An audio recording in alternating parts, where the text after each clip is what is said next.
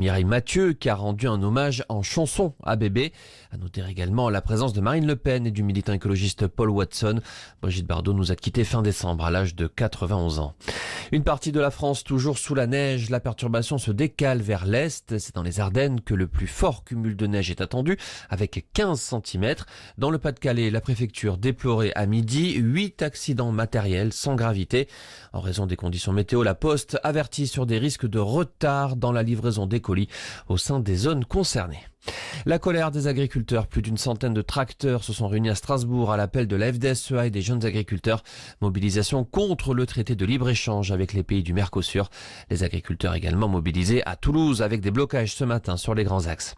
Dans ce contexte, la France suspend les importations de produits agricoles traités avec des substances interdites. Un arrêté a été pris ce matin. Il cible les produits traités avec 5 substances que l'Europe n'autorise pas. Des fongicides et herbicides utilisés pour traiter des fruits et légumes, notamment les avocats et les mangues. L'arrêté prévoit une durée d'écoulement des stocks d'au maximum 1 mois après son entrée en vigueur. La famille de Jules Bianchi lance un appel. Le père du pilote de Formule 1 français disparu en 2015 déplore le vol du dernier karting de son fils, une pièce à la valeur sentimentale inestimable. Il souhaite retrouver le véhicule au plus vite. Son appel a été largement relayé sur les réseaux sociaux. Et puis en foot, moins de 24 heures après le départ de Liam Rosenior à Chelsea, Strasbourg officialise l'arrivée d'un nouvel entraîneur anglais. Gary O'Neill est le nouveau coach du 7e de Ligue 1. Il devrait faire ses débuts sur le banc strasbourgeois samedi en Coupe de France contre Avranches. Voilà pour l'essentiel de l'info. Excellente journée. 14h-16h, Brigitte Lahaie, Sud Radio. Bonjour à tous, nous sommes ensemble durant ces 2 heures sur Sud Radio. Alors quand on aime, eh bien, on a envie d'aider l'autre, ça semble naturel. Mais jusqu'où faut-il aller? Est-ce qu'il faut aller jusqu'à se sacrifier, vouloir à tout prix aider l'autre ou en d'autres termes le sauver? Hélène Vecchiali connaît bien ce syndrome du sauveur. D'ailleurs, elle en a écrit un livre tout à fait intéressant dont le sous-titre était « Le besoin ardent d'être aimé ». Alors certes, lorsqu'on veut sauver l'autre, c'est peut-être pour se sentir aimé, pour être sûr de ne jamais être abandonné également. Bref, c'est sans doute un peu pour penser que nous ne serons jamais quittés puisque nous aurons sauvé et que l'autre aura toujours besoin de nous. Sauf que ça marche peut-être pas si bien que ça et donc elle nous expliquera pourquoi. Parce que donner, c'est peut-être aussi recevoir. Une relation d'amour qui dure doit peut-être être dans cet équilibre. Hélène Vecchiali va nous expliquer tout ça. Et puis, sauver l'autre, ça a forcément ses limites et elle pourra également vous aider à réaliser si vous êtes peut-être un petit peu sauveur. Donc si vous avez envie d'en parler avec nous, eh bien n'hésitez pas à nous appeler au 0826 300 300. Vous pouvez également envoyer un SMS, vous envoyez Brigitte au 7 20 18. Merci Hélène Vecchiali d'être avec nous. Alors on va fêter la sortie en poche de ce livre, justement La tragédie des sauveurs. Oui, je crois que c'est au mois de mars. Et je suis vraiment contente parce que c'est un livre qui marche très bien et je rectifie juste, je suis vigilante à pas parler de syndrome du sauveur parce que syndrome, ça veut dire que c'est une maladie qui regroupe plusieurs symptômes et on est vraiment dans le champ de la maladie. Or, les sauveurs, même ceux que je décris dans mon livre, ces sauveurs compulsifs, sont pas malades, sont des belles personnes qui en font trop, mais qui sont des personnes quand même saines. Oui, c'est pas un problème psychologique qui mérite d'aller voir le psychiatre. Mais est-ce que c'est pas un peu normal quand on aime d'avoir envie d'aider la personne qu'on aime? Oui, si c'est ponctuel, si c'est un amour, que ce soit pour un amoureux, une amoureuse, ou un père, une mère, un cousin, une cousine, un frère, une sœur, des amis, etc. De vouloir aider les gens qu'on aime, bien sûr, sauf si on a fait le choix de choisir, lorsque c'est pas des gens de sa famille, de choisir des gens en souffrance pour les sauver en permanence. Là, on n'est plus dans l'aide de quelqu'un qu'on aime, on est dans... J'ai besoin de valoriser mon identité en sauvant l'autre. Donc on n'est plus du tout dans quelque chose de l'abnégation qui est le propre de l'amour peut-être. Donc en fait, ce que vous êtes en train de nous expliquer, c'est qu'il faut réfléchir si on ne choisit pas exprès d'aimer des personnes qui ont besoin de notre aide, parce que là, ça traduit évidemment quelque chose qui parle de nous. Exactement. que ponctuellement on ait quelqu'un de son entourage qu'on aime qui a besoin d'aide, bien évidemment, il faut se précipiter. Si en revanche on est avec quelqu'un qui a toujours besoin d'aide, et nous qui sommes toujours le bon samaritain ou le bon Saint Bernard, là il faut se questionner effectivement. Alors, je vais faire sourire peut-être un peu les auditeurs, mais vous m'aviez dit à un moment donné, quand je me plaignais que mon partenaire à l'époque ne m'était pas venu en aide, vous m'aviez dit, il faut pas demander à quelqu'un qui est dans une ambulance derrière, en tant que passager, de devenir le chauffeur. Oui. Et je me souviens, ça m'avait marqué parce que c'est très très imagé, mais c'est magnifique. Donc, également, on peut se poser la question, si on est en couple et que c'est toujours nous qui sommes le pilier, là aussi, il y a peut-être un problème. Oui, effectivement, et cette anecdote est d'autant plus amusante qu'elle est à l'origine de l'écriture de ce livre, parce qu'à l'époque, vous m'aviez dit « Ah, mais il faudrait écrire un livre sur les sauveurs ». Et je vous avais répondu que j'avais ça dans mes tiroirs, mais que je n'avais pas trop encore réfléchi. Et grâce à vous, je me suis lancée dans cette écriture. Merci encore. Oui, une fois qu'on a commencé une relation avec quelqu'un en souffrance et qu'on est soi-même le sauveur attitré, il est évident que les règles du jeu sont établies de la sorte et qu'il y a une relation, on va dire, dominant-dominé, qui est là et qui ne peut plus être modifié. C'est-à-dire que tout d'un coup, si le sauveur dit « et moi » dans cette histoire, ben, il n'est pas entendu parce que effectivement, un ambulancier va pas à un moment se retourner et puis dire au malade « prends le volant, je suis fatigué ». Ça n'existe pas. Et bien c'est pareil dans les relations humaines. Si on est en permanence entouré de gens qu'on veut sauver, parfois qui l'ont même pas demandé, qu'on sauve presque de force, eh bien c'est terminé pour nous. Et si mon livre s'appelle La tragédie des sauveurs, c'est que ce duo sauveur-sauvé se termine régulièrement en duel parce que le sauveur en fait trop et qu'une fois que le sauvé va mieux, il veut s'émanciper. Et que là, ça plaît pas au sauveur parce qu'il perd son identité, ou alors le sauvé trouve qu'il faut se débarrasser un peu de cette personne encombrante. Enfin voilà, donc ça se termine toujours mal. Et le sous-titre « Le besoin ardent d'être aimé » explique la raison pour laquelle les sauveurs se dévouent corps et âme, c'est qu'ils rêvent de récolter un peu d'amour, ce qu'ils n'auront jamais. Parce qu'ils récoltent de l'admiration, ils récoltent de la reconnaissance, de la gratitude, mais de l'amour, jamais. Alors on va essayer de voir tout au long de ces 2 heures quels sont les indices qui montrent qu'on est peut-être un peu avec une tendance d'être sauveur. Et puis on peut en guérir, j'imagine. Oui, à condition de le vouloir. Je raconte dans mon livre l'histoire d'une vieille dame qui, à 82 ans, a plus personne à sauver autour d'elle, alors que toute sa vie, elle a commencé par sauver son père, sa mère, son mari, ses enfants, le cousin trisomique, l'autre cousin handicapé, la vieille tante dépressive. La maison ne désemplissait pas. Et puis tout d'un coup, à 82-83 ans, elle n'a plus personne à sauver chez elle. Et son fils, la soixantaine, l'appelle et lui dit « Écoute maman, c'est inespéré, t'as plus personne là qui a besoin de toi, allez, je t'emmène en vacances en Corse 15 jours. » Et la mère répond « Non, je peux pas. » Il lui dit « Mais pourquoi ? J'ai 5 chats à nourrir, mais d'où ils viennent ces chats ? » « Ah, ben j'ai mis ma gamelle devant le portail de la maison, il y a un chat qui est venu, donc j'ai rentré la gamelle, les autres sont venus, et maintenant il faut que je m'occupe de mes chats. » Oui, mais c'est intéressant votre anecdote parce que ça montre bien qu'en fait, quand on a ce syndrome du sauveur, enfin pas ce syndrome, pardon, quand on est sauveur dans l'âme, ben on a besoin, c'est une sorte de manière de se sentir utile. Oui, d'exister. Oui, et donc, pour répondre à la question, est-ce qu'on s'en sort ? Oui, mais pour ça, il faut le vouloir. C'est-à-dire qu'à un moment, parce il faut qu'on trouvera toujours des oiseaux, des chats, il faudra se dire, je veux plus de ça parce que ça s'est toujours mal terminé et j'ai trop souffert à chaque fois que la relation avec mon sauvé s'est mal terminée. Donc, si on veut, effectivement, on s'en sort sans problème. D'ailleurs, moi, je suis une sauveuse repentie, c'est pour ça que j'ai écrit ce livre, donc on y arrive. Mais si on veut pas, comme cette personne âgée, Jeanne, elle voulait pas du tout, c'était toute sa vie, même si elle s'en plaignait tout le temps. Passer son temps à se plaindre de tous ces gens qui étaient pas assez reconnaissants. Mais ça fait rien, c'était son identité, elle voulait pas la lâcher. Donc, Oui, on peut s'en sortir, mais il faut en avoir envie. En fait, peut-être qu'on peut être sauveur autour de soi, mais peut-être que c'est pas la bonne idée dans une relation d'amour.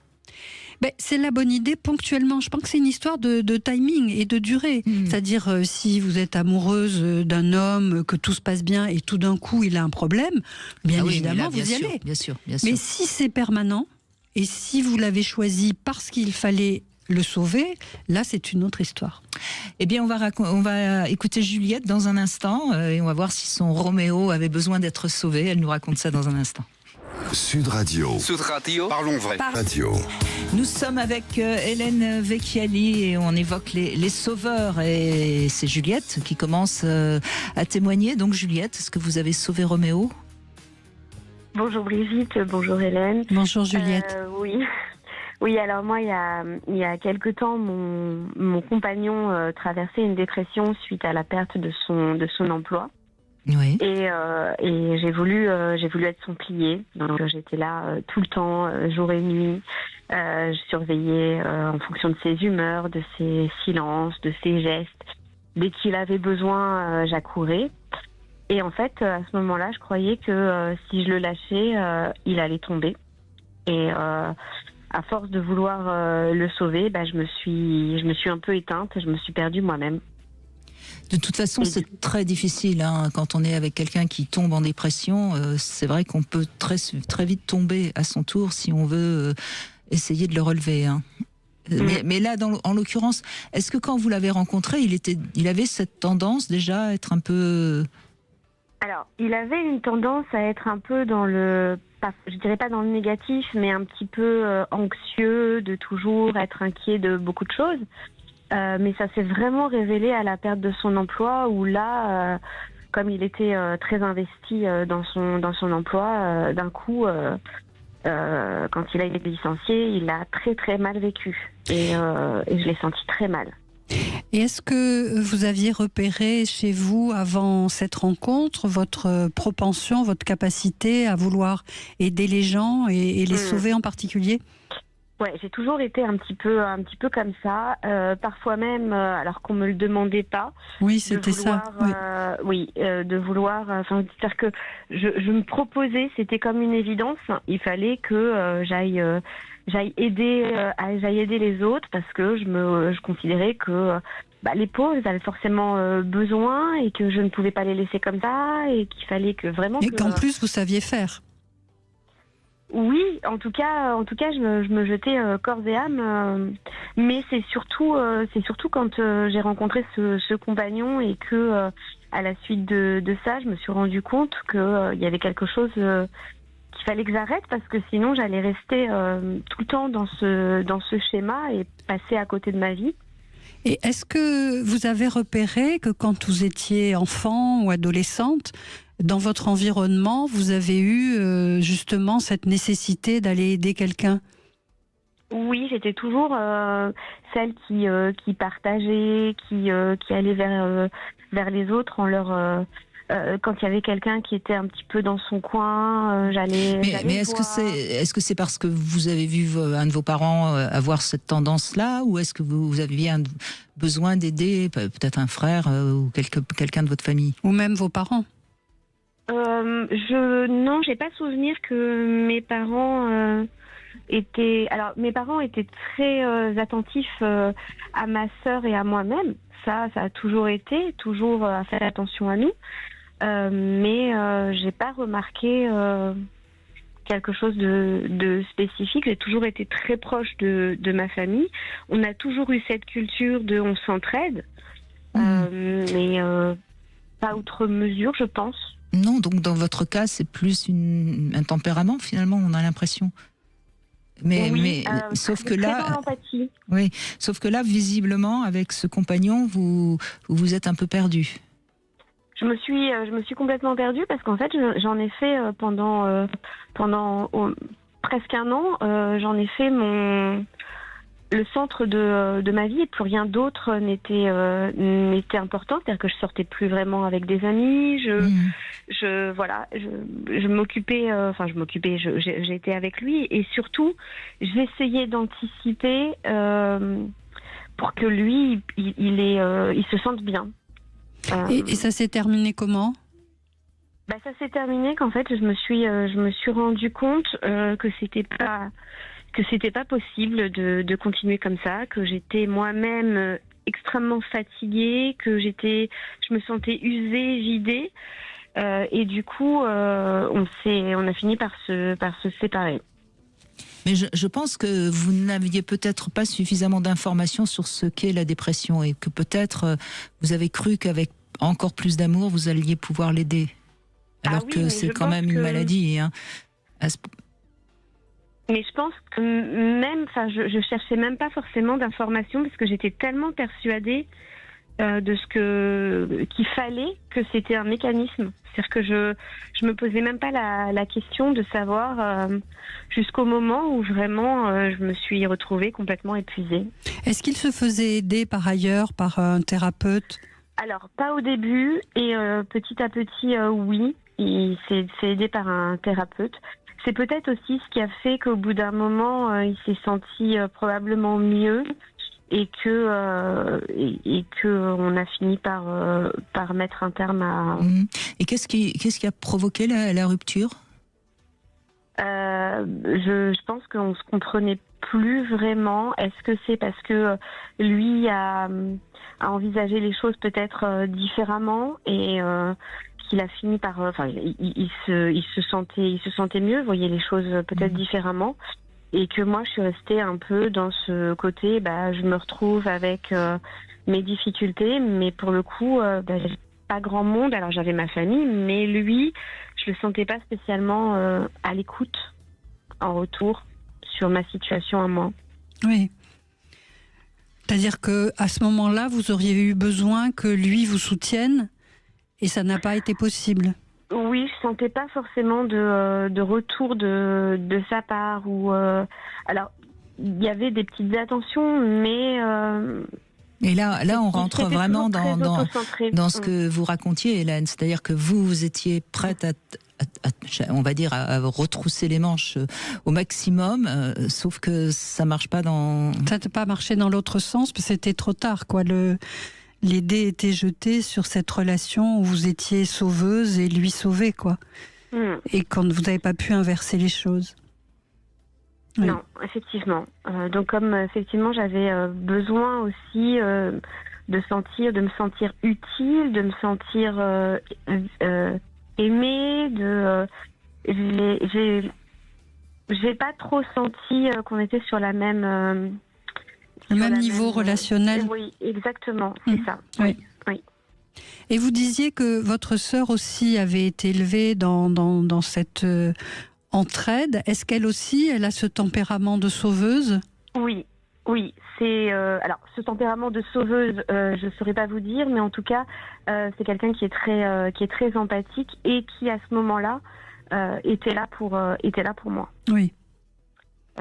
Elle était là pour moi, mais bon, par contre, on a fait attention justement à pas retomber dans les travers, parce que comme j'ai vu que moi j'avais un peu glissé à ce moment-là, je voulais pas que ça lui arrive à elle non plus, et donc je l'ai pas forcément trop sollicité. Et est-ce que vous-même vous vous êtes fait aider à ce moment-là ? Oui.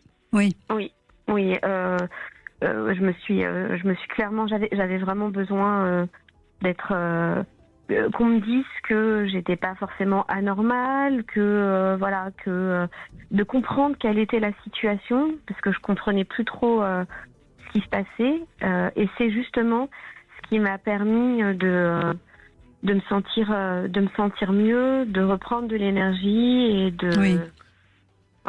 et probablement de mieux gérer la séparation. Oui. Est-ce que vous pensez justement que cette expérience qui s'est terminée par la rupture, justement, vous a fait comprendre quelque chose et que dorénavant vous allez peut-être aimer différemment ? Oui. Complètement, parce que après j'ai rencontré mon mari, avec qui j'ai eu des enfants, et je suis toujours très vigilante, parce que j'ai quand même toujours cette tendance, et je reste vigilante à prendre du recul et à essayer de me dire que si quelqu'un est malheureux, je peux l'aider, mais je ne dois pas prendre sa place. Oui, très bien. Donc, Voilà. donc finalement, vous avez guéri votre tendance à être sauveuse. Oui, En tout cas, vous la surveillez. Oui, c'est ça. Je la surveille plus parce que mais cette expérience a été quand même assez difficile à vivre et du coup, j'ai pas spécialement envie de retomber dans la même chose. Donc, je reste toujours sur mes gardes, à faire attention de bien faire la part des choses. Et puis, de toute façon, à partir du moment où si la personne veut se sauver, elle va faire les efforts pour. On peut être là à côté, mais on peut pas prendre sa place, parce que même si on essaye de prendre sa place, on n'y arrive pas. Et c'est une parole sage. Oui, oui. C'est vraiment la preuve que vous êtes arrivé au bout de cette difficulté et bravo. Merci beaucoup. Merci à vous, merci Juliette, parce que votre témoignage montre bien qu'on peut, mais il faut-il encore comprendre ce qui s'est passé pour dépasser la situation. Oui.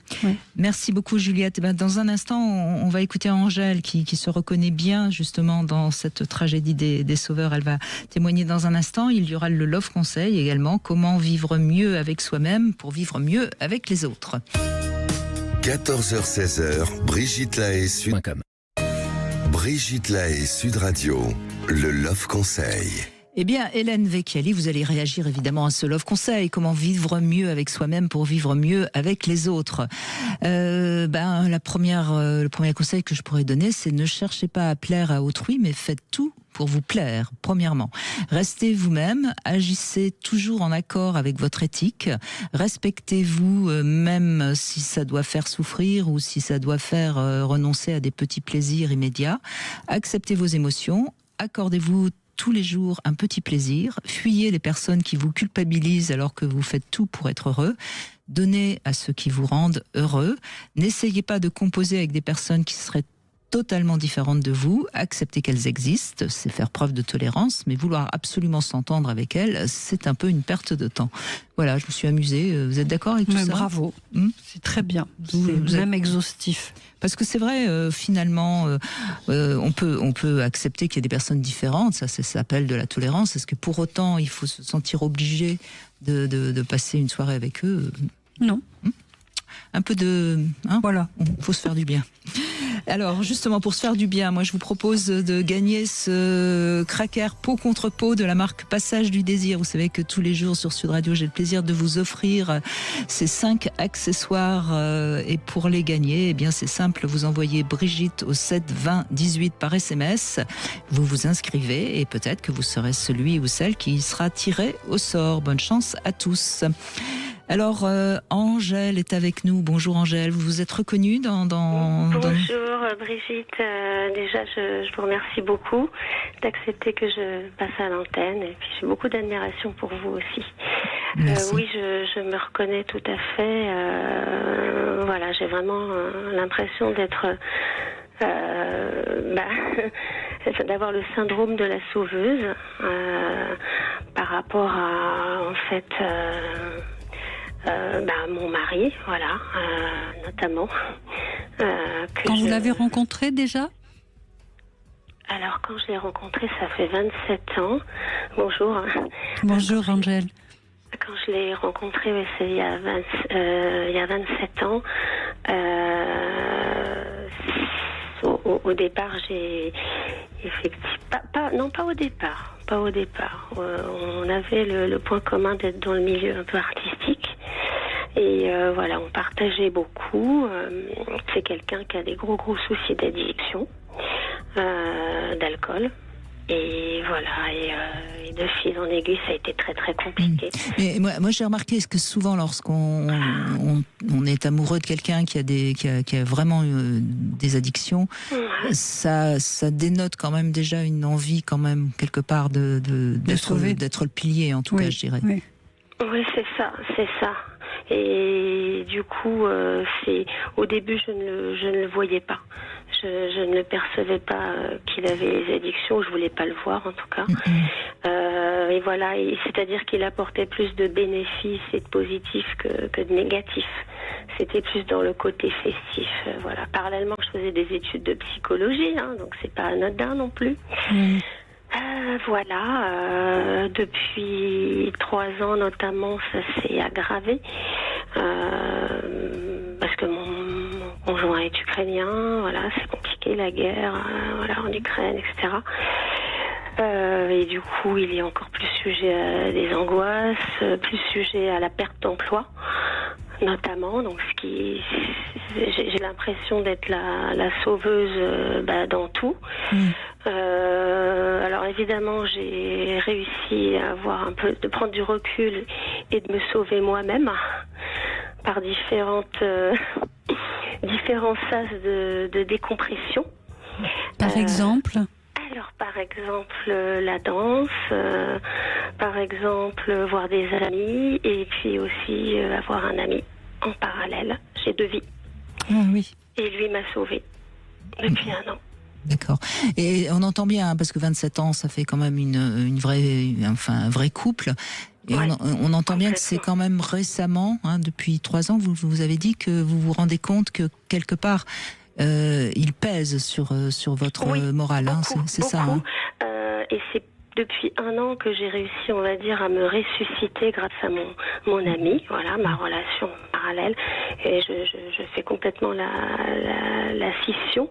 Voilà, ça me donne de l'oxygène, de l'énergie et c'est moteur. Et ça, c'est très positif. Voilà, et puis tous les sas de décompression que j'ai mis en place aussi pour moi. Oui, bien sûr. Et est-ce que dans ces 27 ans de vie à 2, est-ce que il y a quand même eu des moments où vous avez pu compter sur lui, ou est-ce que vous êtes vraiment... Oui, quand même. Oui, alors c'est ça le paradoxe en D'accord. fait. C'est ça le paradoxe. Déjà, quand même, on habite ensemble, donc il y a la vie à 2, c'est très Vous avez eu des enfants? Oui, alors on a une fille qui a 12 ans, voilà, et 2 petits chiens, voilà. Oui, c'est paradoxal, c'est-à-dire que c'est quelqu'un sur qui on peut compter quand il est sobre, et il a ce côté rassurant et sécurisant. Il est très amoureux, très stable au niveau justement des sentiments, mais il est bien stable au niveau de ça. Alors, il est en injonction de soins, il est en obligation de soins. Pour son alcoolisme? Voilà, exactement. Du coup, j'ai joué à fond la sauveuse parce que je l'ai mis face à ses gros soucis. Je rentrerai pas dans les détails. Là, je dirais pas que c'est d'être sauveuse, c'est d'être responsable et d'être suffisamment. Oui, tout à fait. Oui, non, là, c'est plutôt bon signe d'avoir su. Oui, mais ça a été très éprouvant cette année parce que parallèlement, j'avais mon sas d'oxygène à côté. Et toujours là d'ailleurs, et voilà, il a quand même fait 3 mois de prison ferme. Là, il est en injonction de soins, en obligation de soins. Enfin voilà. Ah oui, c'était lourd pour vous et pour lui. Alors, oui, voilà, il est tenu. Voilà, c'est pas facile pour le travail. Il est en période d'essai. Effectivement, j'essaie de tenir le coup financièrement, donc du coup, je travaille plus, voilà. Mais c'est paradoxal parce que, comme vous dites, Brigitte, voilà, c'est assez déstabilisant et troublant parce que il y a des moments où il donne le change. C'est pour ça que je suis toujours avec. Oui. Mais ce que vous racontez, je trouve, correspond bien justement à cette tragédie des sauveurs, il me semble, parce que on voit bien, vous êtes tombée amoureuse de cet homme qui avait une faille et vous l'aviez certainement senti même sans vous en rendre compte. Et puis cette faille, évidemment, elle s'aggrave au fil du temps, visiblement, et est-ce qu'avant lui, vous aviez repéré, depuis, j'allais dire, votre petite enfance, vous aviez repéré chez vous cette capacité à aider, à sauver?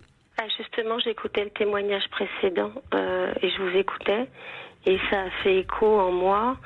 Et c'est vrai que ma mère, je l'ai souvent écoutée en fait, depuis, je dirais, l'adolescence. Et elle se confiait beaucoup à moi. Mon père, mon père avait aussi ce côté-là un peu sauveur, mais pas dans le même sens. dans le sens où il motivait, c'était un professeur, il motivait ses élèves et ils encourageait, mais il y avait quelque chose de cet ordre-là, mais plutôt dans le positif. Ma mère, elle se confiait beaucoup à moi, elle se livrait sur... Oui, donc vous étiez un peu son pilier. Oui, en fait, elle se livrait sur l'histoire familiale, qui n'était pas évidente. C'est vrai qu'on retrouve beaucoup chez les sauveuses et les sauveurs, on retrouve beaucoup une enfance où les enfants ont été parentifiés, c'est-à-dire que les enfants se sont retrouvés les parents de leurs parents et ont porté, parce que certainement votre mère était en grande souffrance et très seule, et elle s'est appuyée sur vous. Or, c'est pas le rôle d'une enfant ou d'une adolescente de soutenir sa mère et d'être sa confidente. Alors, c'était paradoxal aussi, du coup, parce que elle donnait pas du tout l'impression d'être fragile. Elle était professeure, très solide, avec beaucoup, pareil, de vocation pour son travail et beaucoup d'énergie. Donc, c'était très paradoxal. Oui, mais en même temps, votre compagnon semble aussi très paradoxal. Exactement. Parce que il a pas l'air. Au départ, je suis sûre qu'il n'a pas l'air d'être très fragile. Et en fait, il y a cette addiction à l'alcool qui, on le sait, quand on sombre dans l'alcool, c'est toujours parce qu'il y a une fragilité importante, une estime de soi difficile. Oui, et quand vous dites paradoxal, je suis pas sûre que ce soit le terme exact, c'est-à-dire que ce sont des gens qui donnent le change au niveau du paraître, mais qui sont très fragiles au niveau de l'être. Donc, qui sont capables d'avoir une position sociale respectable et respectée sans doute, mais dans leur rôle, ils donnent le change, mais dans leur identité de sujet, c'est très très fragile. C'est pour ça que mon autre relation m'intéresse, parce qu'elle est hors code social et hors représentation sociale. Et que justement, ça me donne ce sas d'oxygène dont j'ai besoin et de valorisation. Donc, alors ça c'est très bien, parce que c'est votre bouée de sauvetage. Si vous voyez ce que je veux dire, Brigitte. Bien sûr, mais c'est très bien, et ça montre que vous avez quand même une force en vous qui vous permet de ne pas sombrer. Donc surtout profiter de cette bouée de sauvetage. Mais je pense que parallèlement, ça serait pas mal quand même d'aller faire un tout petit travail. Comme ça, vous comprendrez mieux qu'est-ce qui s'est joué dans cette relation avec cet homme avec qui vous êtes et qui est le père de votre enfant. Et puis comme ça, vous pourrez voir plus clair, et je pense que vous serez plus à même de faire ce qu'il faut pour à la fois peut-être l'aider, certes, mais ne pas vous perdre. Ne pas me perdre, voilà. C'est parce que comme je rejoins aussi le témoignage précédent, moi aussi je commence à être assez épuisée. Bien sûr. Voilà, je sens qu'au niveau du système nerveux, c'est compliqué. Même si j'arrive à chaque fois à rebondir et à m'oxygéner en parallèle.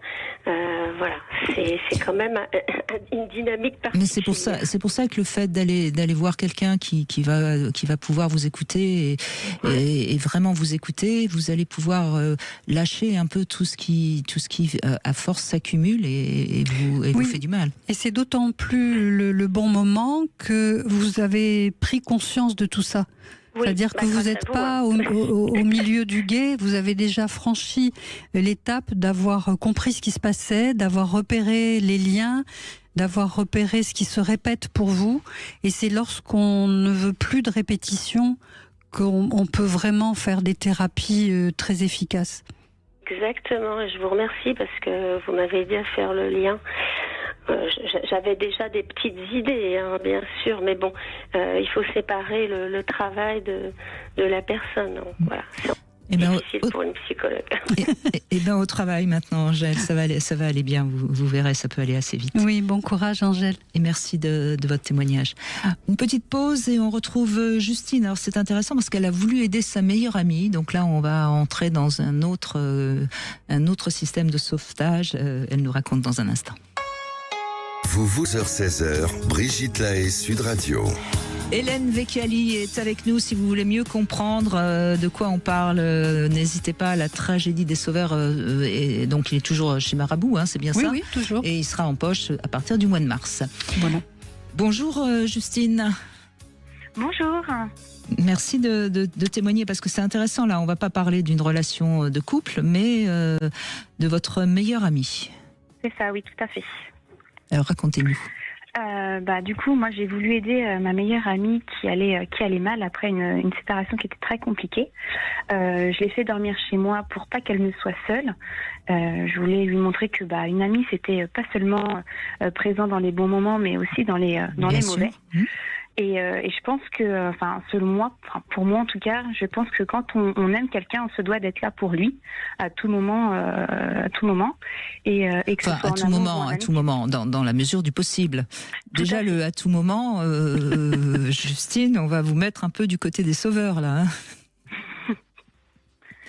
Donc, voilà, pour moi, c'était vraiment que ça soit, peu importe que ça soit en amour ou en amitié du coup. Oui, tout à fait. Mais est-ce que vous êtes d'accord, Hélène, que c'est pas non plus à tout moment et on n'est pas obligé de tout faire non plus pour... à tout moment, quand c'est un moment difficile et très difficile. À chaque fois qu'il y a un gros moment difficile. Maintenant, si c'est toujours les mêmes qui ont des gros moments difficiles et les autres qui viennent sauver, là, c'est déséquilibré. Et donc, qu'est-ce qui s'est passé après ? Donc, vous l'avez reçue chez vous ? Oui, elle est restée plusieurs semaines à la maison. Parce qu'en fait, elle commençait à plus vouloir aller travailler.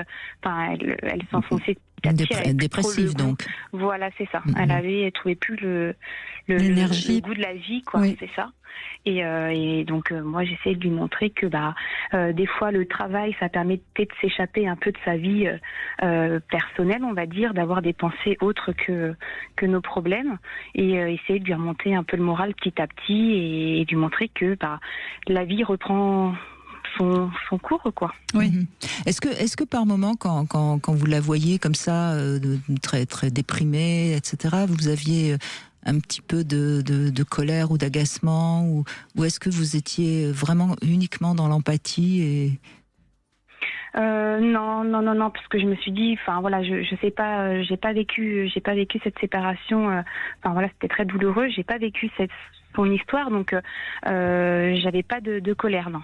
Après, je pense que si elle m'écoutait pas, si elle n'allait pas travailler ou autre chose, là, je pense que j'aurais pu me mettre en colère parce qu'elle aurait pas mis les moyens pour s'en sortir. Oui. Voilà, c'est ça. Et qu'est-ce qui s'est passé alors ? Du coup, petit à petit, donc elle est repartie au travail, tout en habitant à la maison encore. Et après, voilà, on sortait, on allait à des fêtes, etc., pour qu'elle fasse aussi un peu de rencontres, elle de son côté.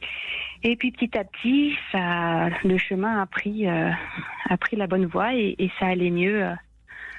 Voilà. Elle a rencontré, en fait, là, vous avez fait ce qu'il fallait. Il y a pas, j'ai pas l'impression que vous avez été sauveuse au sens du problème d'être trop sauveur. Après, elle avait un passif assez compliqué dans son passé, où elle avait un papa qui était souvent en dépression, qui a fini dans l'alcool, etc. Donc moi, j'avais vraiment peur qu'elle suive aussi un peu ce chemin-là. Oui, qu'elle sombre. Voilà, c'est ça. Donc, ce que vous dites, c'est que vous avez votre meilleure amie qui, à un moment, a eu une période très, très difficile, que vous l'avez soutenue et que vous avez réussi à l'aider à reprendre pied et que maintenant, tout va bien. Oui. Est-ce que vous avez l'impression qu'elle se sent en dette vis-à-vis de vous ? Non, je pense pas, vu qu'on... Elle vous est reconnaissante ? Oui, parce qu'elle dit que j'ai fait beaucoup pour elle et que si je n'avais pas été présente, elle ne sait pas où elle serait aujourd'hui. Mais voilà, elle me le dit souvent. Merci. Alors que moi, je lui dis que c'est normal. Quand on est amis comme ça. Alors, ce qu'il faudrait peut-être lui dire, c'est, écoute, c'est ta charge de revanche. Peut-être qu'un jour, moi aussi, j'aurai besoin de toi. Vous voyez, que ce soit pas qu'elle se sente pas obligée de répéter sans cesse merci, parce que finalement vous l'avez fait par amitié, vous l'avez pas fait pour qu'elle vous soit reconnaissante. Oui, c'est important de faire en sorte qu'elle se sente pas en dette, parce que lorsqu'on est en dette très importante vis-à-vis de quelqu'un et qu'on a l'impression qu'on peut pas rembourser cette dette, ça vient polluer les relations. Donc Brigitte a raison, c'est important de lui dire oui, mais moi aussi j'aurais besoin peut-être un jour de toi, donc voilà, on est quitte, quoi. Oui, je vois. D'ailleurs, on le voit, je pense à ça parce qu'on le voit souvent dans des films où il y a quelqu'un qui rend service à l'autre et à ce moment-là, l'autre remercie et celui qui rend service dit « bon, tu m'en dois une ». Je ne sais pas si vous avez vu ça, mais c'est très fréquent. Ils disent « tu m'en dois une ». Et puis, quelque temps après, le film montre que, effectivement, la dette va pouvoir être remboursée. Donc, c'est vraiment important parce qu'il y a une logique du don. Dans cette relation sauveur-sauvé, il y a une logique du don qui peut faire que la personne sauvée se sente vraiment mal de ne pas pouvoir rembourser et se dise ce sauveur-là me met dans une situation de dette irremboursable et ça peut générer de la colère, voire de la haine, voire vraiment ou un mal-être. Donc c'est vraiment important de rétablir l'équilibre. Parce que ça peut blesser l'amitié. Alors moi, j'ai quelque chose à vous proposer peut-être, Justine. Ce serait très symbolique, mais vous pourriez lui dire, écoute, puisque tu veux me remercier, offre-moi telle chose. Une sorte de cadeau symbolique, vous voyez, qui serait une sorte de remboursement de sa dette, et puis on n'en parle plus. D'accord, ok. Ça pourrait peut-être tout simplement marquer le coup, comme on dit. D'accord, ok.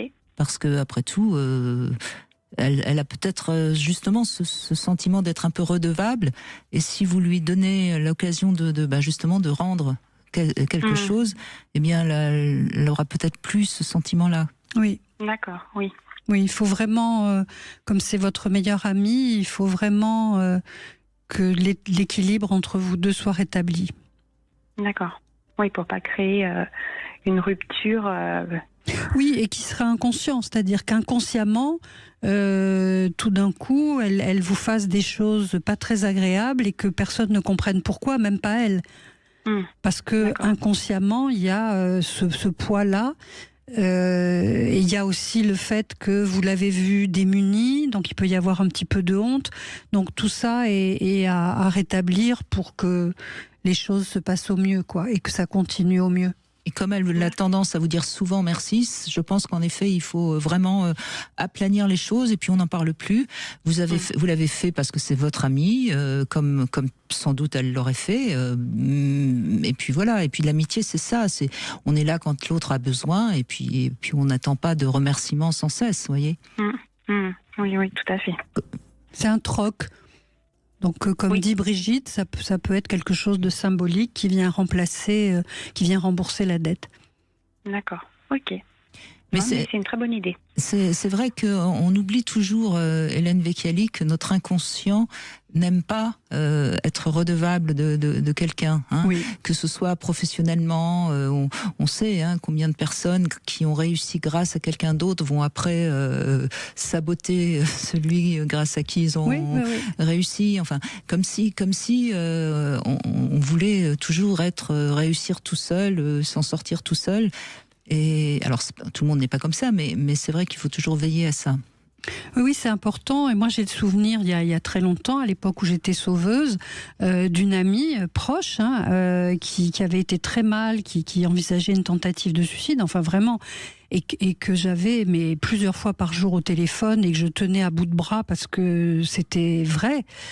Et lorsque tout a été terminé, qu'elle allait mieux, etc., un jour, elle est venue dîner chez moi, elle se montrait un peu agressive, et moi, j'étais presque contente en me disant, parce que j'étais déjà dans le chemin de guérison de sauveuse, et j'étais presque contente en me disant, c'est bon, ça y est, elle est en train de se rendre compte qu'elle va mieux et que je la dérange. Et au moment de partir, elle m'embrasse et elle veut me dire, tu sais que tu es quelqu'un de très important pour moi, et elle se trompe, elle fait un lapsus, et elle me dit, tu sais que tu es quelqu'un de trop important pour moi. Joli, C'était magnifique. Et vous n'êtes pas fâchée, j'espère? Non, mais j'ai rien dit. Parce que la soirée avait été très difficile pour moi. Elle l'avait tirée un peu partout, mais comme je voyais qu'elle allait pas forcément bien ce jour-là. Et peu de temps après, j'ai proposé qu'on se revoie, et là, je lui ai expliqué. Je lui ai dit, est-ce que tu te souviens que tu m'as dit ça, ça et ça et ça? Elle était vraiment catastrophée, et elle me dit, mais tu dois m'en vouloir. J'ai dit, non, pas du tout, je suis contente. Ça veut dire que ça y est, t'es sauvée, que tu t'en sors bien, donc ok, et maintenant, comment on fait pour établir l'équilibre? Et on a travaillé là-dessus toutes les deux, et on continue à se voir, et vous avez fait la paix. Tout va bien. Oui. Voilà. Bon, très bien, votre anecdote va permettre à Justine de bien comprendre tout ça. Et certainement que ça va aider beaucoup de gens qui nous écoutent, parce que c'est vrai qu'en amitié, évidemment qu'on a envie d'aider, hein, mais Oui, il faut bien comprendre que Il faut le faire, bien sûr. c'est pas toujours si simple. Merci beaucoup, Justine. Merci, On continue Justine. après les infos avec Nicolas, qui est en instance de divorce et qui voudrait justement en parler de ce syndrome enfin pas de ce syndrome, pardon, de cette tragédie du sauveur.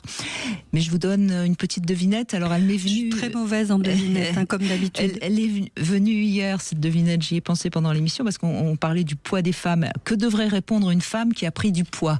Vous avez le temps des infos pour trouver la réponse. Sud Radio. Sud Radio. Parlons vrai. Parlons. 14h-16h, Brigitte Lahaie, Sud Radio. Nous continuons à évoquer les sauveurs et avec Hélène Vecchiali qui est avec nous, psychanalyste et autrice de ce livre La tragédie des sauveurs aux éditions Marabout.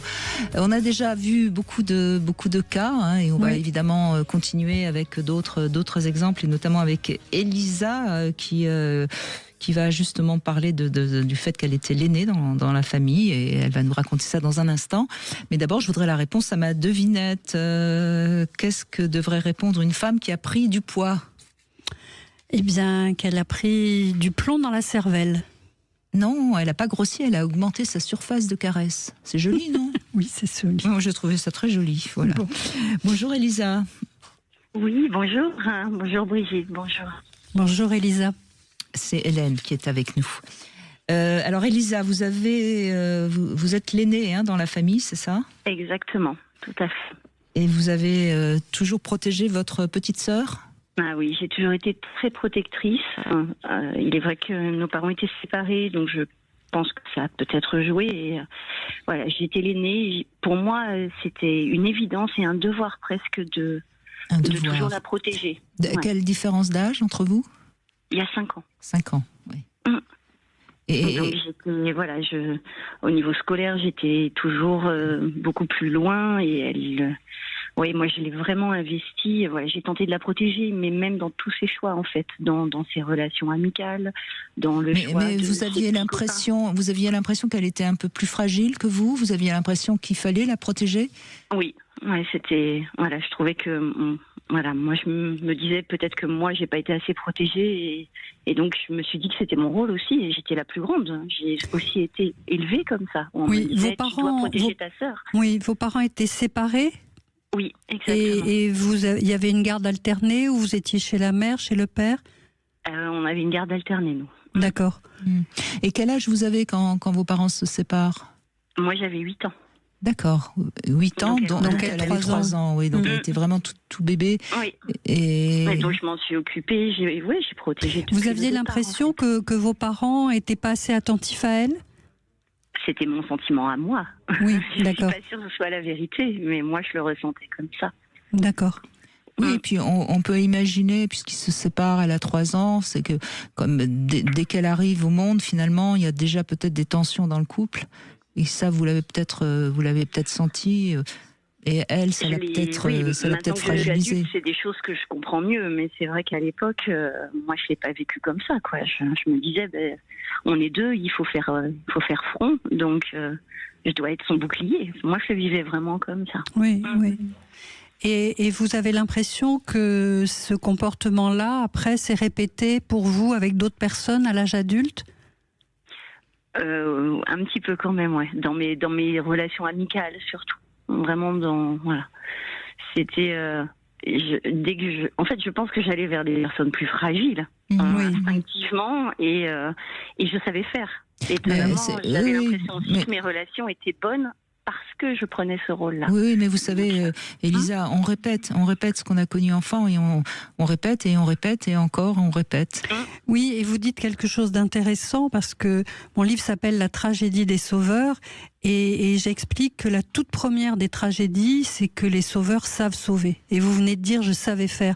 Et oui, c'est la première tragédie, c'est qu'ils savent, parce qu'ils ont une bonne expérience déjà depuis tout petit. Et ça, ça peut être une tragédie quand ensuite on a l'impression qu'il n'y a que ça qu'on sait faire et qu'il faut faire. Moi, j'avais même l'impression qu'on ne m'aimait que pour ça. Voilà, en fait. exactement. Si je n'étais pas comme ça, je pensais qu'on allait m'abandonner. Voilà, exactement. Absolument. Sauf que c'était pas de l'amour que vous récoltiez, mais de la gratitude, de la reconnaissance, de l'admiration. C'est un peu votre habit. Hein. Vous étiez glissé là-dedans et ça vous allait bien jusqu'à un moment où peut-être vous vous êtes rendu compte que c'était finalement un peu toujours à sens unique. Oui, et puis le jour aussi où ma sœur m'a a rejeté ce côté-là de moi, en me disant mais j'étouffe, j'existe pas. Voilà, c'est vrai que ça m'a bousculé dans mon positionnement en fait, parce que je me suis rendu compte que pour elle c'était trop. Enfin voilà, moi je le vivais pas comme trop. Oui, et puis ça fait mal parce que vous avez donné tout ce que vous pouvez et puis tout d'un coup vous vous sentez rejeté, ça fait très très mal. On mord la main qui la nourrit, quoi. Oui, donc il y a eu toute une période où moi je me suis éloignée, parce que je me suis dit j'ai pas trouvé ma place, et puis après je me suis dit non, c'est toi qui adore, parce qu'après je me suis rendu compte que comme je le répétais, ça venait forcément de moi. Voilà. Vous avez pu depuis vous expliquer et vous réconcilier?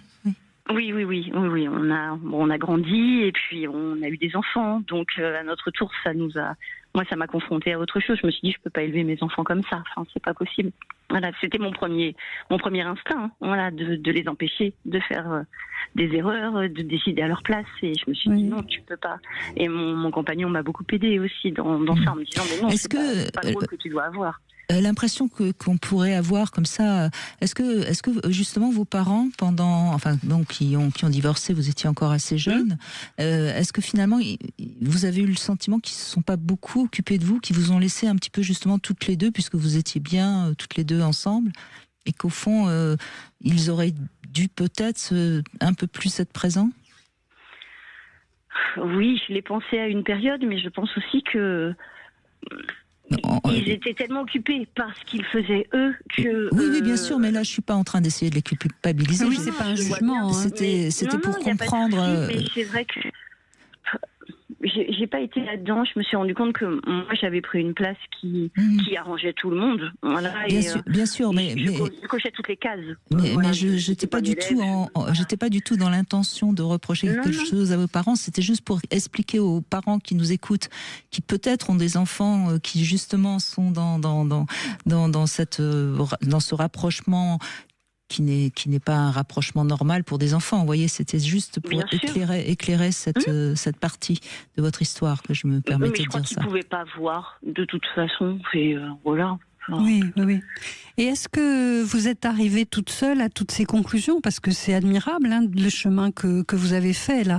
Au moment où votre sœur vous attaque, d'avoir cette espèce d'authenticité, de lucidité et d'humilité, de se dire, c'est moi finalement qui suis en tort. Non, je suis allée voir, je me suis fait aider, moi je suis allée voir quelqu'un. Mais ça a été efficace, bravo. Oui. Oui, non, je suis allée voir et j'ai lu. Enfin voilà, je me suis dit tu peux pas être comme ça. Enfin parce qu'en fait les relations étaient très très bonnes tant que j'étais dans l'aide, et puis au bout d'un moment les gens s'éloignaient. Donc ça se répète une fois, deux fois, trois fois, et finalement on se rend compte que quand on multiplie les expériences et qu'elles se finissent toutes de la même façon, c'est pas possible. Oui, voilà. C'est déjà un bon point de se rendre compte qu'on répète quelque chose. C'est énorme. D'ailleurs, c'est la première marche. C'est le premier pas, oui. Ouais. Donc oui, moi je me suis dit je prends rendez-vous au moins pour. Voilà, je pouvais pas rester comme ça, parce que c'était moi qui en souffrais le plus. Finalement. Bien sûr. Non, mais c'est quand même pas mal d'aller demander de l'aide alors qu'on a que l'habitude de donner de l'aide, Elisa. C'était pas mal quand même, hein? Oui, les professionnels sont là pour ça normalement. Absolument. Donc, voilà, moi j'ai trouvé un professionnel qui a su me bousculer un peu, parce que je ne voulais pas voir, et j'ai encore des résistances, ça bloque encore. Ça on en a tous et toute notre vie, mais c'est ça aussi, de pas être une girouette et de partir dans tous les sens et de résister un peu avant de changer, bien sûr. C'est difficile de changer un comportement qu'on a toujours eu et qui en plus a montré des choses positives. Bien sûr, mais on sait bien que c'est illusoire, mais non, mais il n'est pas. Mais vous savez, Elisa, on change pas, on évolue. Oui, c'est pas la même chose. Vouloir changer, c'est à mon avis une mauvaise manière de grandir. Oui, puis on évolue vers soi. C'est-à-dire qu'on ne devient pas quelqu'un d'autre, on enlève des couches qui ne nous appartiennent pas et on se rapproche de nous. On se rapproche du noyau. C'est un peu comme un oignon, on enlève les pelures et puis on arrive à ce qu'on est vraiment. À la belle personne que vous êtes. Oui. Merci de ce témoignage, parce que d'abord, ça montre bien que souvent ça se joue dans l'enfance, et là vous en êtes une preuve vivante. Et puis ça montre bien aussi qu'on peut évoluer, qu'on peut grandir et qu'on garde à ce moment-là que le bon côté de sa générosité. Merci beaucoup Elisa. Dans un instant, c'est Nicolas qui se pose la question justement, est-ce qu'il doit continuer à être sauveur ou pas? Il nous raconte ça dans un instant. 14h-16h, Brigitte Lahaie, Sud Radio. Hélène Vecchiali est avec nous, vous êtes psychanalyste. On parle aujourd'hui des sauveurs, de cette tragédie, la tragédie des sauveurs. C'est un mot fort quand même, tragédie. Non, c'est une vraie tragédie. Vous croyez? Ah oui, c'est une vraie tragédie, parce qu'il y a de la souffrance. On a entendu des témoignages. Oui.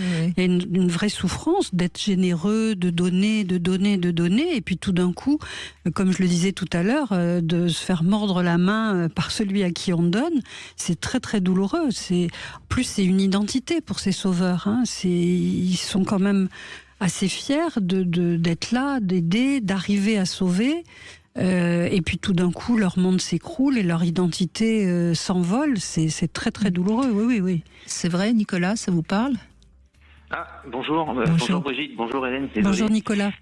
Moi en fait, moi je comprenais pas trop ce qui se passait. Avec ma femme, donc ça fait 4 ans qu'elle sombre, et parce qu'elle a des gros traumas liés à son enfance, mais pour qu'elle se soigne, elle veut pas se faire soigner, quoi. Donc là, au bout d'un an, c'était bagarre. On va dire que c'était elle le pilier du couple.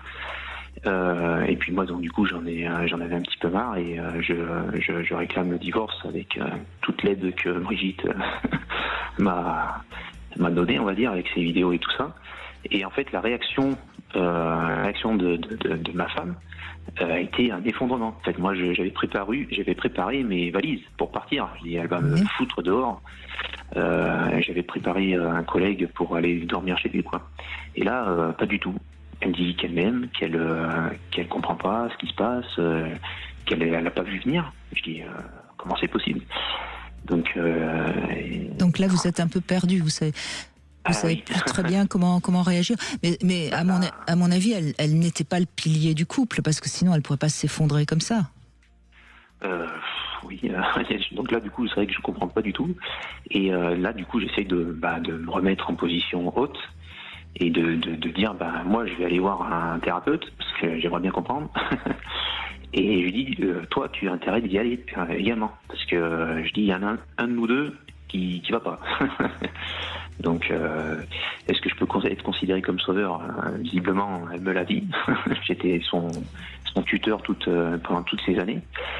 Et je lui dis, il faut ce qui est certainement possible, parce que vous dites bien qu'elle a eu une enfance très très traumatique.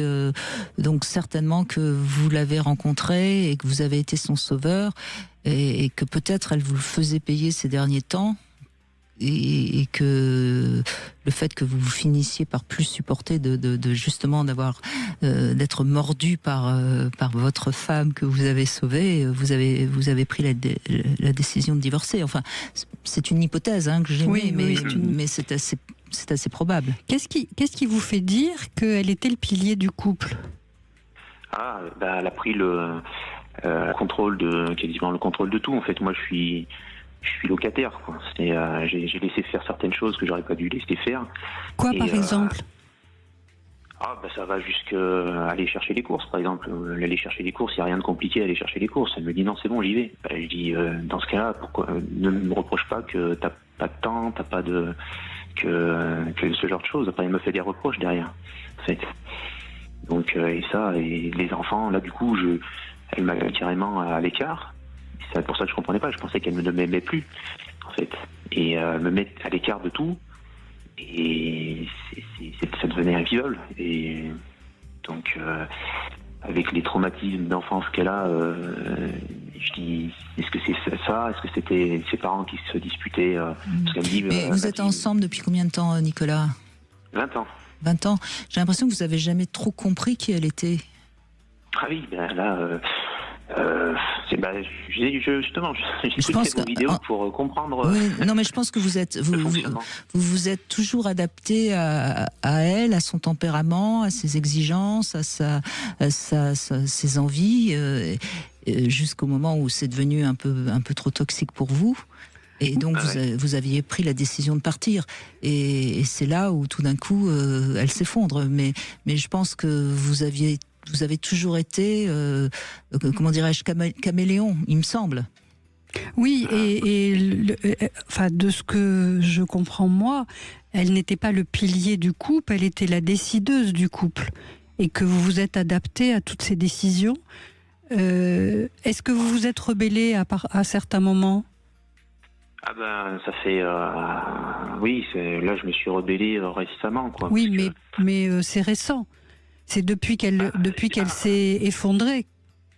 Je me suis rebellé, on va dire, 2 fois. 2 fois, et c'est vrai que j'avais pas... Elle avait eu ce comportement, oui, mais c'était gentil, quoi. Là, quand je m'étais rebellé à 2 fois, je dis ça va plus, faut qu'on arrête gentiment, quoi. Et là, elle s'était remis un peu...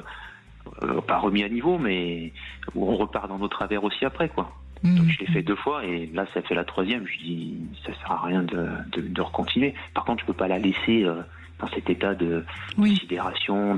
Non, bien sûr, parce que vous sentiriez terriblement coupable. Mais ce qu'il faut que vous compreniez, c'est que vous l'avez certainement porté. Alors vous l'avez porté parce que ça vous plaisait de la porter, vous voyez. Mais vous l'avez porté, vous avez accepté beaucoup de choses, et tout d'un coup là, vous avez envie de partir. Sauf que si vous ne la portez plus, elle s'effondre.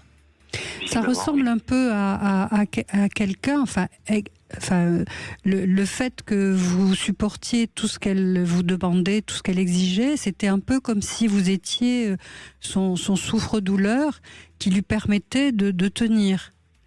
Et quand tout d'un coup vous vous rebellez, eh bien là, elle s'effondre. Donc, à la limite, c'était vous le pilier du couple sans vous en rendre compte. Et là, à partir du moment où vous vous dérobez, elle n'arrive plus à tenir. Donc, vous avez raison, hein, la solution d'une thérapie, mais peut-être aussi d'une thérapie de couple, parce qu'on a l'impression que ce sont des vases communicants. Quand il y en a une qui est en haut, l'autre est en bas. Quand il y en a un qui est en bas, l'autre est en haut. Et la thérapie de couple, qui n'empêche pas des thérapies séparées, serait peut-être quelque chose d'approprié qui vous permettrait de dialoguer différemment entre vous et de comprendre ce que chacun a joué dans ce couple. Oui, c'est possible. Mais là, je ne vois pas comment repartir. Moi, je suis descendu... Non, mais Nicolas, j'entends bien que vous n'avez pas envie de continuer à vivre avec elle. Je l'entends bien, et c'est tout à fait votre droit. Sauf que là, dans l'état dans lequel elle est, si vous partez, vous allez vous sentir coupable. Ah oui. Donc, puis thérapie de couple, c'est pas fait pour sauver un couple, hein. C'est fait pour savoir où vous en êtes et ce que vous voulez faire après. C'est pas le but n'est pas que vous restiez en couple. Le but est que le couple comprenne ce qui se passe pour savoir quelle suite, une fois qu'ils ont bien compris quels étaient les enjeux pour chacun et pour le couple, qu'ils décident ce qu'ils veulent faire ensuite. Rester, pas rester, peu importe. Et l'avantage d'une thérapie de couple, c'est qu'elle va rencontrer quelqu'un et qui pourra l'aider à tenir, ou lui conseiller quelqu'un qui pourra l'aider à tenir une fois que vous prendrez la décision de partir. Oui, parce qu'elle est alors, est-ce que vous pouvez plus seule que moi, en fait. Oui, mais c'est ce que justement, c'était la question que j'allais poser. Est-ce qu'elle a des amis? Est-ce qu'elle a de la famille? Parce que elle est coupée de beaucoup de monde, ouais. Oui, vous étiez vraiment son pilier. Vous voyez? À la fin, oui. Voyez. Même au début. Sans doute, au début aussi. Sauf que ça vous plaisait tellement que vous en êtes pas rendu compte. Après, on s'est délocalisé. Après, je l'ai un peu coupé de sa famille. Mais bon, elle s'est coupée après elle-même on est un peu éloignés, donc elle s'est coupée un peu après de sa famille, de ses amis, parce qu'elle a fait partie du sous des écoles. Donc là. Mais voyez, Nicolas, vous avez été sauveur. Ça me paraît assez évident. Et évidemment, à un moment donné, ça fonctionne plus. Non. Et votre témoignage est intéressant parce que parfois, les sauveurs, c'est quelque chose de très visible, c'est-à-dire ils aident une victime qui est en dépression, qui est en burn-out, qui va pas bien, qui vit une rupture, donc c'est très visible, ils sont sauveurs, ils sont en position haute, ils aident l'autre.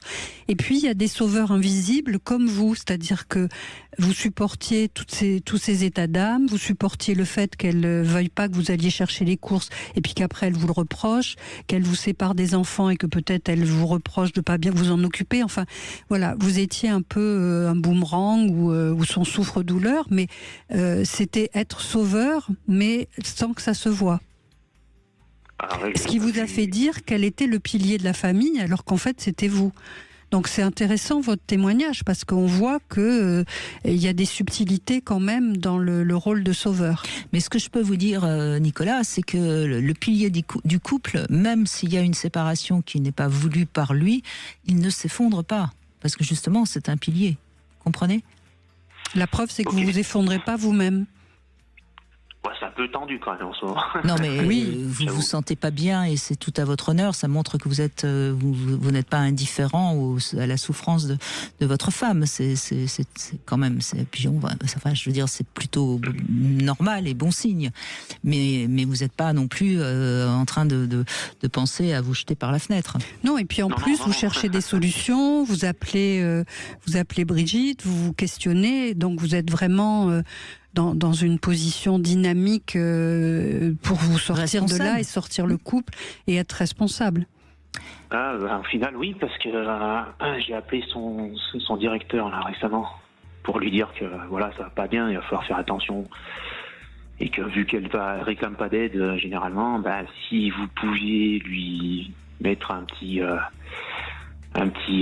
ça va, et puis vous avez besoin de quelque chose. Vous voyez, Nicolas, là, vous faites encore le sauveur. Vous appelez pour que on la protège.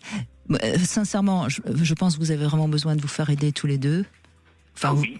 Et peut-être commencez-vous déjà à appeler quelqu'un pour bien comprendre ce qui se joue, et puis emmenez-la avec vous, et puis voyez comment vous pouvez avancer dans la compréhension de votre couple.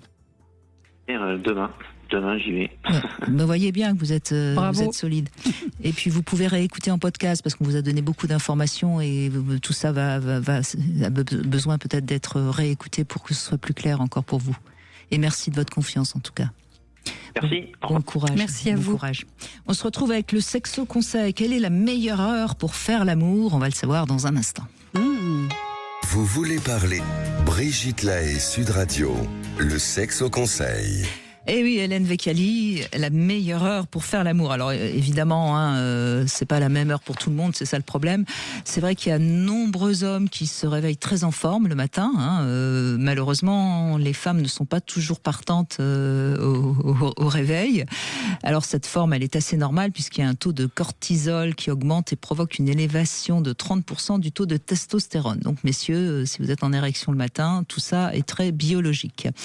Donc c'est peut-être pour ça aussi que les femmes ne sont pas forcément d'accord parce qu'elles ne sont pas forcément responsables de votre érection.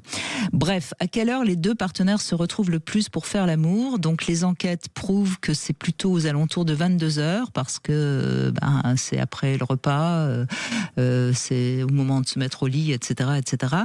Et puis il y a peut-être une certaine langueur un peu voluptueuse qui est propice au câlin. Seulement, voilà, le problème c'est que la fatigue prend souvent le pas sur le sexe. Donc c'est peut-être pas la bonne solution. Faire l'amour, c'est mieux avant de manger parce que la digestion ajoute de la fatigue.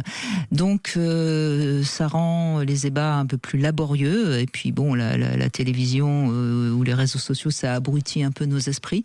Donc moi, je vous conseille plutôt, pour moi, la meilleure heure pour faire l'amour, c'est au moment de l'apéritif. Voilà, vers 19h. Ça me paraît être une meilleure manière de se retrouver.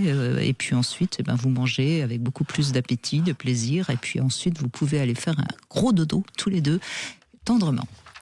Parfait, on note. Et puis on va continuer à jouer pendant quelques minutes puisque Vous avez encore la possibilité de le gagner, ce cracker peau contre peau de la marque Passage du Désir. Dans ce cracker, vous retrouvez 5 accessoires, avec notamment un jouet, un plumeau, une huile, enfin bref. Si vous voulez le gagner, vous envoyez dès maintenant Brigitte au 7 20 18 par SMS et l'un d'entre vous sera notre gagnant. Nous sommes avec Julien maintenant. Bonjour Julien. Bonjour Brigitte, bonjour Hélène. Bonjour Julien. Julien, pardon, excusez-moi, j'ai dit Julien, mais c'est Julien. Pardon. Julien. C'est Julien. Oui, j'ai pas osé.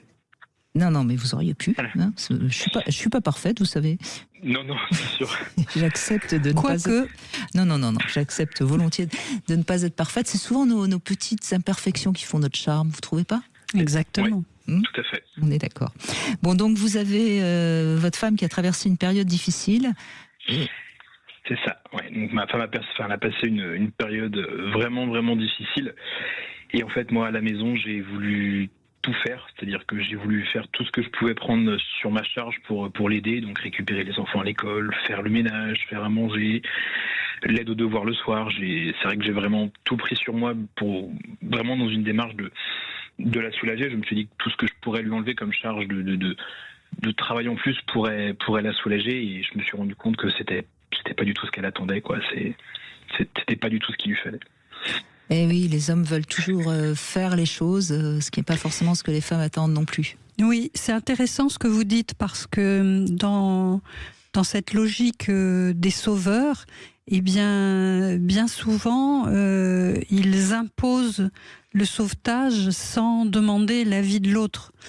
Et avec une générosité immense, mais vous voyez bien que l'exercice a des limites et vous y êtes confronté. Ouais, complètement. C'est vrai que je me suis dit que plus j'enlèverais de choses, plus elle irait de mieux en mieux. C'est ce à quoi j'ai pensé. Et j'étais vraiment persuadé de bien faire, pour le coup. Et en fait, sans m'en rendre compte, je lui ai pris vraiment toute la place qu'elle occupait à la maison avec les enfants, les moments qu'elle avait quand elle allait les chercher à l'école, quand elle les récupérait le soir. Enfin, c'est plein de petites choses. Et qu'est-ce qui s'est passé ? Elle vous l'a reproché ? Eh ben, c'est-à-dire qu'en fait, elle commençait à se sentir un peu inutile. C'est-à-dire qu'elle parlait presque plus. Et puis, quand ça a un petit peu éclaté, on en a parlé. Et, elle m'a confié que elle avait l'impression de ne plus avoir aucun rôle et de plus se sentir à sa place à la maison, alors que c'était pas du tout l'intention première. Oui. Mais vous lui avez expliqué, elle a compris ? Ah bah bien sûr, moi je lui ai expliqué la démarche que je voulais vraiment lui soulager, que dans ma tête c'était vraiment pour aider. Et en fait, je lui ai dit que moi je comprenais pas sa réaction. Je pensais vraiment la bien faire. Ouais, mais voyez, c'est toute la difficulté de la communication, hein. C'est que vous, dans votre fonctionnement, c'est si l'autre a besoin, je fais, et peut-être qu'elle avait besoin plus d'être écoutée, ou je ne sais pas, hein, en même temps. Elle était malade, c'était un peu. Oui, elle a été malade effectivement. Elle a eu maladie, elle a fait un cancer du sein, puis l'autre qui a suivi quelques mois après. Et en effet, elle avait certainement plus besoin d'une présence et d'une écoute que de quelqu'un qui... Oui. Mais en même temps, elle pouvait le demander aussi. Enfin, elle pouvait aussi le dire. C'était pas explicite, et bon, finalement, j'en paye les conséquences aujourd'hui. Et je pense que c'est vrai que ce manque de communication aussi a joué une part importante dans ce qui s'est passé, quoi. Qu'est-ce qui s'est passé après ? Elle est partie. Ah oui. Elle est partie, elle est retournée chez ses parents. Elle souhaite faire une pause, elle souhaite faire un break. Donc c'est une situation compliquée pour moi, parce que je le vis forcément mal. Pour les enfants, c'est compliqué aussi. Bien sûr. Ils sont où les enfants ? Ils sont partis avec elle ? Les enfants, ils sont partis avec maman, ouais. Donc 5 et 6 ans, et ouais, tout me tombe un peu dessus. Oui, c'est dur, oui, parce que ça partait de votre côté d'une excellente intention, et vous vous retrouvez accusé alors que c'était une générosité absolue, quoi. Oui, complètement, oui. Est-ce que vous avez la possibilité de faire en sorte que vous puissiez en parler tous les deux à une tierce personne, à un thérapeute, pour rétablir la communication et que les choses soient aplanies ? Par exemple, c'est vrai que je vous écoutais tout à l'heure parler avec Nicolas, si je dis pas de bêtises, sur la thérapie de couple. Oui. Je pense qu'effectivement, ça peut être peut-être une possibilité sur laquelle je devrais me pencher avec elle. Oui, je pense que c'est indispensable et je pense en plus qu'elle en a besoin parce que là, visiblement, elle vous en veut et quand on a traversé ce qu'elle a traversé, c'est pas une bonne idée non plus d'être dans la rancœur parce que elle a besoin de retrouver toute sa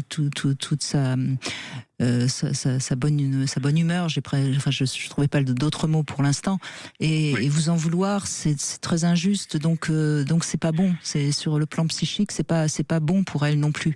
Vous voyez. Donc je crois que c'est vraiment important qu'elle comprenne qu'elle peut pas vous en vouloir. Elle peut regretter de pas vous avoir demandé d'être plus à l'écoute. Elle peut, mais elle a sa part de responsabilité dans cette histoire.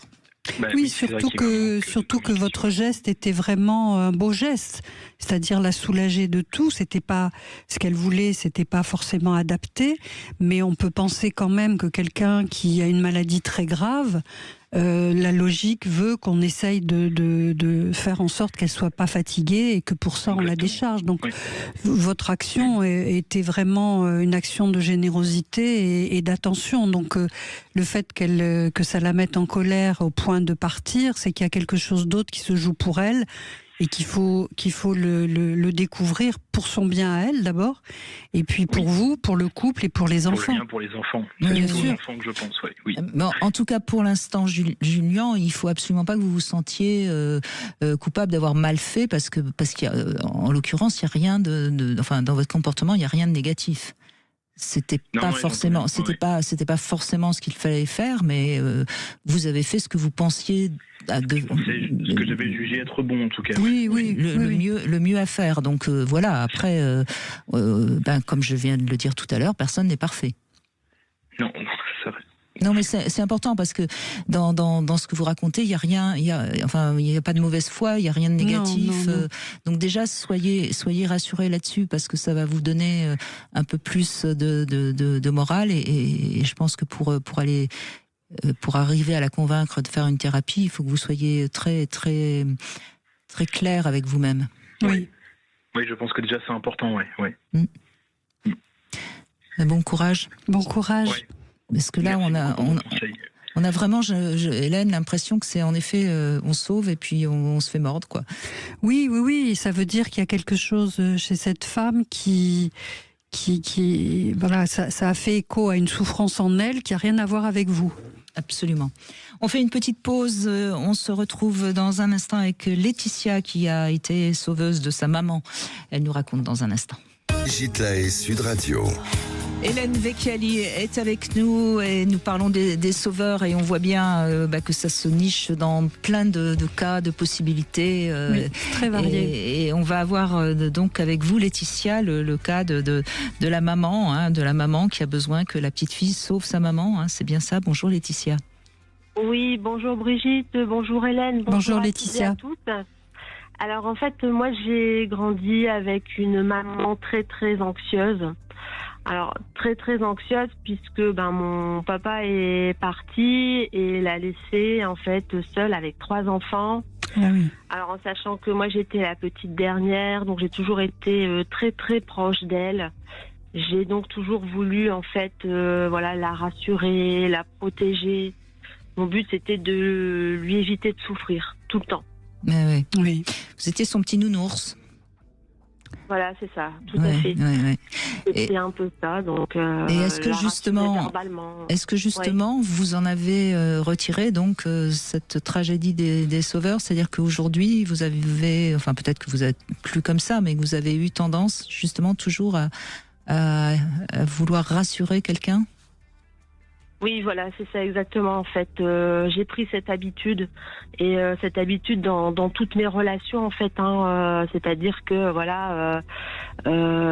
prendre en charge les émotions des autres, être celle qui est toujours à l'écoute, toujours vouloir rassurer immédiatement. Quand quelqu'un va mal, je fais tout pour le rassurer. Quitte même quelquefois à m'oublier en fait, me rendre toujours disponible pour les autres. voilà, se sentir responsable du bien-être de l'autre, en fait. Voilà. Est-ce que vous avez réussi à modifier ce comportement ou est-ce que vous êtes toujours comme ça? Alors aujourd'hui, en fait, j'ai toujours ce petit versant-là qui est toujours présent. En fait, voilà, j'ai besoin de toujours rassurer, de toujours vouloir protéger. En même temps, je reproduis ça partout. Alors Laetitia, il y a des chances que vous gardiez ça, puisque c'est comme ça que vous avez été formaté au départ, si je puis dire. Mais ce qu'il faut maintenant, c'est juste de quand même trouver la bonne limite, votre juste place. C'est-à-dire qu'il faut pas vous empêcher d'aider, de sauver, parce qu'après tout, c'est aussi une belle qualité. Mais il faut pas que ça soit non plus au détriment de votre propre personnalité. Est-ce que vous en souffrez par moment? Oui, j'en souffre et finalement, c'est vrai que j'ai pris assez de recul et je commence à comprendre que ce besoin de vouloir sauver l'autre, voilà, ça parle surtout aussi de mes propres peurs, en fait. J'ai toujours peur de l'impuissance, de la culpabilité, peur d'être jugée ou d'être rejetée. Oui, de ne pas être aimée. Voilà, c'est ça, de ne pas être aimée, en fait. Voilà, donc peur de perdre le lien avec l'autre, je pense aussi. Voilà, donc ça génère plein de peurs chez moi et c'est vrai que je me suis construite comme ça.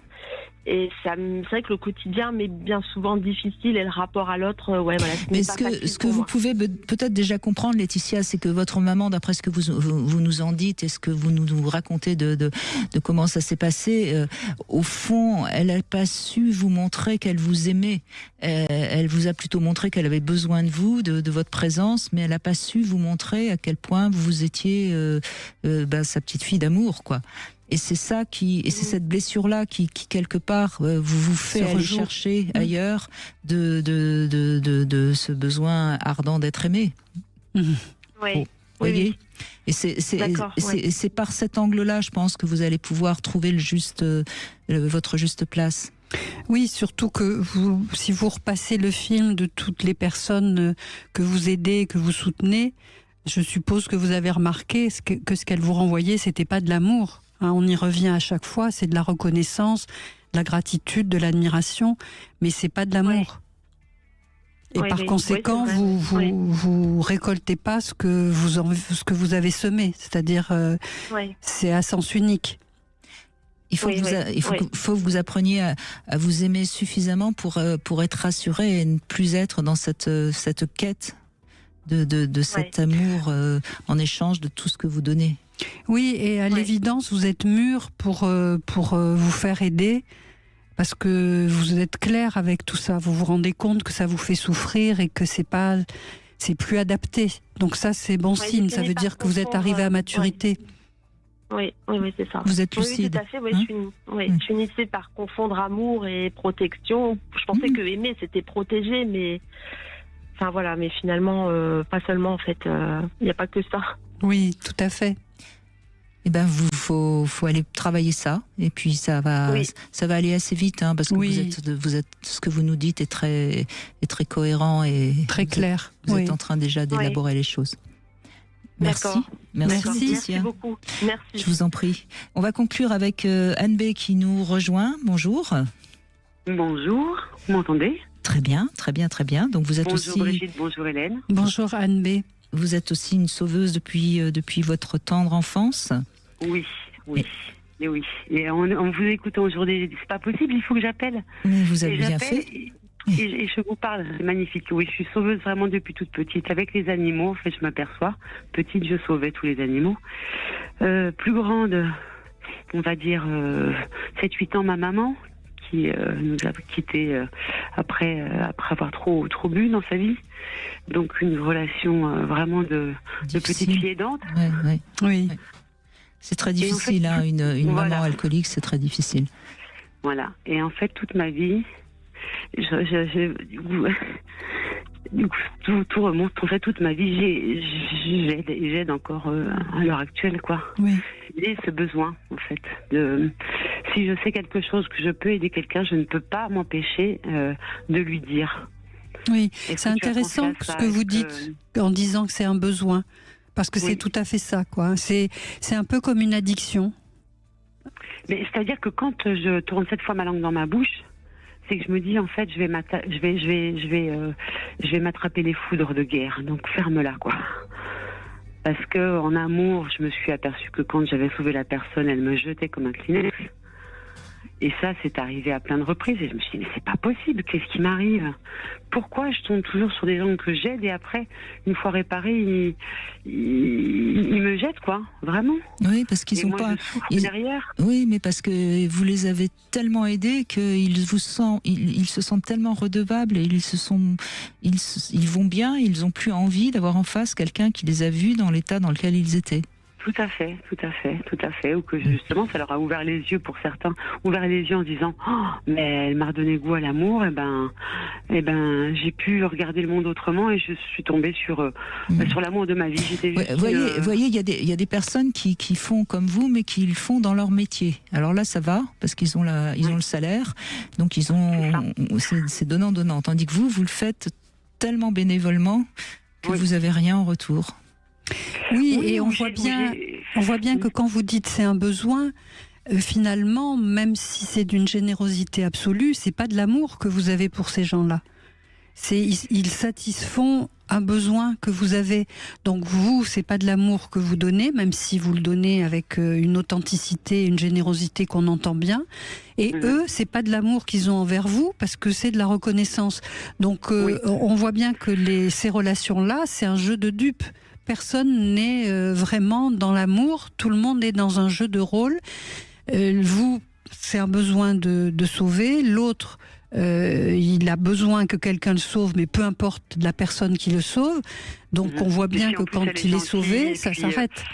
Voilà, puis si elle est gentille, qu'elle est belle, qu'elle a de l'humour et tout ça, c'est sûr que non, mais je pense bien la garder un petit peu, puis après on... Je pense, Anne B, qu'il faut vraiment que vous alliez plonger dans cette souffrance que vous avez eue quand vous étiez enfant avec votre mère. Vous avez certainement... Mais ça va mieux, Brigitte. En vous écoutant, ça va nettement mieux. Non, parce que là maintenant, ça va mieux. Il n'y a plus de relation. Oui, il n'y a plus de relation avec les hommes. Celui qui viendra, il viendra spontanément et il n'y aura pas d'aide, vous voyez, il n'y aura pas de... il viendra, il va venir, mais non, en vous écoutant, mais ça m'a fait un bien fou me dire qu'en fait, depuis toute petite, tout a découlé de ce syndrome, peut-être d'abandon lié à ma mère qui était partie trop jeune, et puis voilà. C'est surtout que vous l'avez sauvée, enfin vous étiez la petite fille qui essayait de sauver sa mère alcoolique et elle meurt, donc vous avez raté. Vous vous rendez compte? J'ai eu une culpabilité, je vous raconte pas. Et voilà, donc il faut réparer. Et c'est tout ça que vous payez très cher dans ce besoin d'aider les autres. Oui, mais du coup, j'ai fait une thérapie de 3 jours avec quelqu'un, un coach qui m'a sauvé, lui. Voilà, j'ai accouché de ce sentiment d'abandon et depuis, mais je vais nettement mieux. Alors, ma vie a été chaotique parce qu'à un certain âge, vous perdez des gens dans la famille, donc ça réveille des souffrances. Oui. Mais en attendant, le fait de vous écouter, le fait bien sûr de m'intéresser énormément à tout ce qui est médecine, santé morale, santé physique, fait que je vis avec des animaux à la campagne. Mais l'avantage des animaux, c'est que leur regard est toujours avec de la reconnaissance et de l'amour. J'en sais quelque chose. Et écoutez, c'est bien qu'on termine avec votre témoignage parce qu'on en connaît une qui est partie aujourd'hui, qu'on a enterrée aujourd'hui et qui a fait tellement aussi pour les animaux. Oui, c'est sûr. Donc ça cache toujours une souffrance de toute façon quand on a besoin d'aider les animaux. Merci en tout cas de votre témoignage. Merci. Merci beaucoup Hélène Vecchiali. Merci La tragédie des sauveurs, c'est aux éditions Marabout et merci d'avoir écrit ce livre parce que je pense que ça aide certainement beaucoup de gens. D'ailleurs, ça marche très très bien et ça me paraît normal vu tous les témoignages qu'on a eus. Merci à tous. Bravo à Anthony, c'est notre gagnant qui habite dans le Gers et qui repartira donc avec ces accessoires Passage du désir. Demain, on sera avec Claude Parisot et on verra si la soumission en amour est une solution pour faire durer son couple. Sud Radio, c'est le seul espace de liberté pour dire tout ce que vous pensez. Moi, Trump, je trouve que c'était très très bien. Et il faut aujourd'hui